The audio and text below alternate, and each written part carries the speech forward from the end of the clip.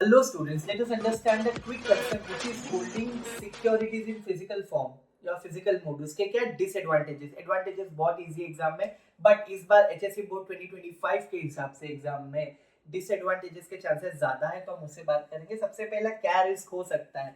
Risk of holding securities in physical mode. Physical mode यानी हमारे हाथ में कुछ इस तरीके से, सपोज करो ये क्या है, ठीक है, सपोज करो ऐसे अगर हमारे हाथ में ऐसे फिजिकल मोड इसे बोलते हैं, ओके, तो क्या हो सकता है? वो सिक्योरिटी लॉस्ट हो सकती है, लॉस्ट हो सकती है मतलब गुम हो सकती है, टॉर्न या डैमेज, ऐसे चुरमुड़ा जाती है ना, दैट इज टॉर्न या डैमेज।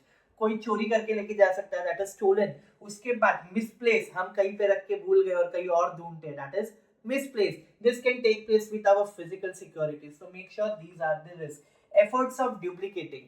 अभी जो भी इश्यूअर कंपनी होती है ना, इश्यूअर कंपनी यानी जो हमें ऐसे ऐसे सर्टिफिकेट्स देती है, ऐसे सर्टिफिकेट्स या ऐसे फॉर्म बोल लो, या अलग अलग डिफरेंट डॉक्यूमेंट्स जो भी होते हैं, different types of share certificate, debenture certificate, forms, documents. Company को ये बनाने के लिए बहुत सारे प्रोसीजर लगते हैं। कंपनी ऐसे ही नहीं बना सकती, उनके ऊपर हायर अथॉरिटी रहती है, हायर अथॉरिटी से पूछना होता है। कंपनी के कंप्लायंस होते हैं, उन्हें कंप्लायंस फॉलो करने होते हैं, है ना। कंप्लायंस फॉलो करने के बाद उनके लिए कुछ बेसिक रिगार्डिंग, उसके रिगार्डिंग रूल्स होते हैं, वो रूल्स को भी फॉलो करना पड़ता है। एंड राइट आफ्टर दैट ये बहुत टाइम कंज्यूमिंग होता है जब वो प्रोसीजर्स फॉलो करती है। सो सेम ये जो सिक्योरिटीज होते हैं, है ना, तो सिक्योरिटीज को डुप्लीकेटिंग यानी उनके जैसा दोबारा बनाना, it is a company has to go with different legal compliance procedure rules and it is time consuming, इसमें बहुत सारा वक्त जाता है। On the other hand delay in allotment of securities. अगर मैं आपको बोलूं जो नंबर ऑफ अलॉटमेंट फॉर्म्स आते हैं, allotment forms, okay, allotment forms ही करोड़ों में आते हैं। कितने में आते हैं? करोड़ों में, 1 करोड़, 2 करोड़, 5 करोड़ ऐसे फॉर्म्स आते हैं। अब इतने फॉर्म्स को फिजिकल मोड में हैंडल करना, तो कितने बड़े बड़े उनकी गड्डी होंगे, है ना। हैंडल करना, हैंडल करने के साथ साथ उनका रिकॉर्ड रखना, रिकॉर्ड करने के बाद लोगों को फिजिकल फॉर्म में सिक्योरिटी के सर्टिफिकेट इशू करना, it takes more than longer. अगर मैं आपको बोलूं 60 to 120 डेज तो ऐसे ही चले जाएंगे, 60 से 120 दिन ऐसे ही चले जाएंगे। अगर मैं आपको बेसिकली बोलूं तो 3 महीने का पीरियड पकड़ लो इन एसपी इसके हिसाब से, ओके। तो डिले काफी वक्त लग सकता है, देर हो सकती है, मतलब आपको कब अलॉट हुआ था, कंपनी ने आपको एज अ अलॉटी कभी डिक्लेयर कर दिया था, और आपको सिक्योरिटी का सर्टिफिकेट कब मिल रहा है। तो डिले यानी ऐसी चीजों के फिजिकल फॉर्म में मिलने के लिए काफी देरी लग जाती है, ओके। उसके बाद है delay in transfer and transmission, again very important. आपको पता है मैं ट्रांसफर कब होता है? जब एक इंसान जीते जी जिंदा है और वो अपने शेयर किसी और को सेल करना चाहता है, that is transfer of share. Transmission क्या है? वो पर्सन क्या हो गया जिसके पास शेयर्स है, वो पर्सन क्या हो गया? मर गया। अभी उसकी शेयर किसको जा रहे हैं? उसको लीगल हेयर को जा रहे हैं, उसके किसे?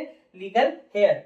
आपको समझ आया ट्रांसफर एंड ट्रांसमिशन? ट्रांसफर उसने जीते जी किया है, जिंदा था और अपने शेयर किसी को सेल कर रहा है। ट्रांसमिशन के केस में क्या है? वो मर चुका है और उसके शेयर अभी किसको जा रहे हैं? उसके जो भी अटॉर्नी है या लीगल हेयर है, बराबर, डिसीज पर्सन है जो मर गया है उसके, है ना। अब इस केस में होता क्या है? कंपनी को बहुत लीगल प्रोसीजर फॉलो करने होते हैं। क्या करने होते हैं? Legal procedure.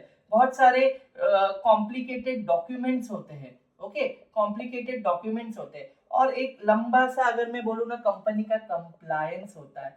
तो एक्चुअली कंप्लायंस ये सब को मिला के अगर मैं आपको बोलूँ ना, कंपनी को नॉट लेस देन 60 डेज, 60 दिन से तो कम लगते ही नहीं, 2 महीना पकड़ के चलो, मतलब understood. If a person wants to do transfer यानी अपने शेयर को सेल करना है, if company wants to do transmission, किसी पर्सन को ट्रांसमिट, अभी मर गया है वो, ऑब्वियसली वो तो ट्रांसफर होंगे।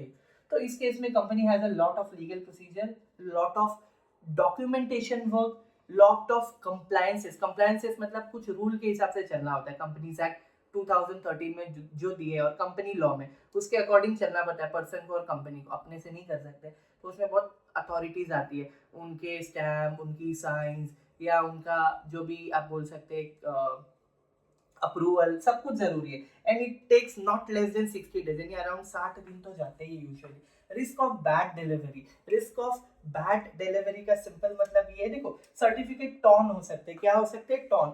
मैंने आपको बताया टॉर्न होने का मतलब क्या है, देखो सिंपल सी बात है। अभी समझो, सपोज करो ये एक डॉक्यूमेंट है ना, ये ऐसा हो गया, देखो ये टॉर्न हो गया, इसको टॉर्न बोलते हैं। आपके लिए मैंने क्या किया है, दिस कैन बी टॉन, है ना। फॉर्ज हो सकता है, फॉर्ज यानी उसको धोखे से कुछ और बना सकता है, वो कोई और डॉक्यूमेंट है उसमें अपना नाम अपना कुछ करके उसे कुछ और बना सकता है, फॉर्ज। जैसे साइन की भी फॉर्जरी होती है, मेरी साइन की कोई और नकल उतार के वैसे कर रहा है, दैट इज फॉर्जरी। उसके बाद है म्यूटिलेट, म्यूटिलेट यानी कुछ इन्फॉर्मेशन है उसमें अपने से कुछ इन्फॉर्मेशन ऐड करके जो है उसका रियल सेंस छुपा के कुछ और दिखाना, दैट इज म्यूटिलेशन, है ना। So these can be a risk of bad delivery. So hope you understood, you can write very well in your own words. बस आपका क्या क्लियर होना चाहिए, कंसेप्ट। कंसेप्ट क्लियर है तो चीजें आराम से समझ आएगी। And best of luck for your exam. Bye bye.